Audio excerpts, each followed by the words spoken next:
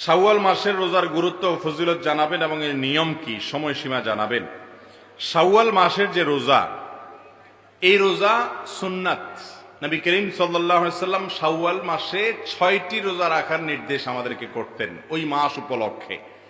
তিনি বলেছেন, মান সামা রমাদান, যে ব্যক্তি রমজান মাসে রোজা রাখবে সবগুলো, সুম্মা আতবাউহু সিত্তাম মিন শাওয়াল, এরপর রমজান মাসের রোজাগুলো রাখার পর শাওয়াল মাসে যে ব্যক্তি 6টা রোজা রাখবে, কানা কা সিয়ামিদ দাহার, আল্লাহ তাআলা তাকে সওয়াব দিবেন সারা বছর রোজা রাখার সওয়াব।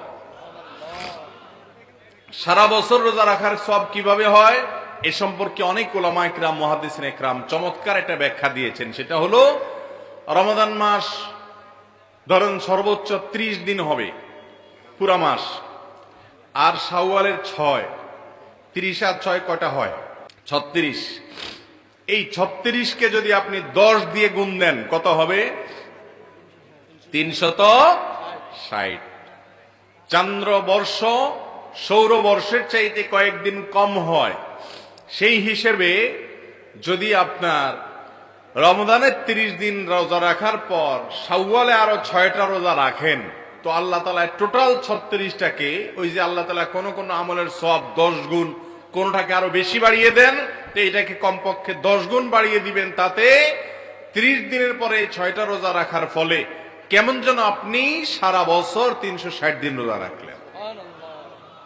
এই জন্য এই সুযোগ হাতছাড়া করা উচিত না। শাওয়ালের 6 রোজা, এটা আমরা কখন রাখবো?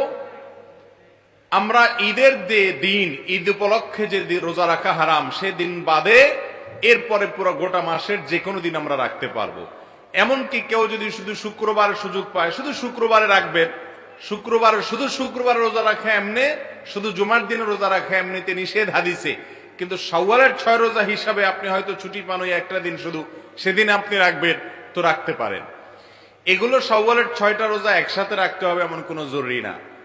একদিন আজকে একটা রাখলেন, আবার 2 দিন পরে একটা রাখলেন, প্রথম সপ্তাহে 2টা রাখলেন, পরের সপ্তাহে আবার 2টা রাখলেন, এভাবে আপনি গ্যাপ দিয়ে রাখতে পারেন।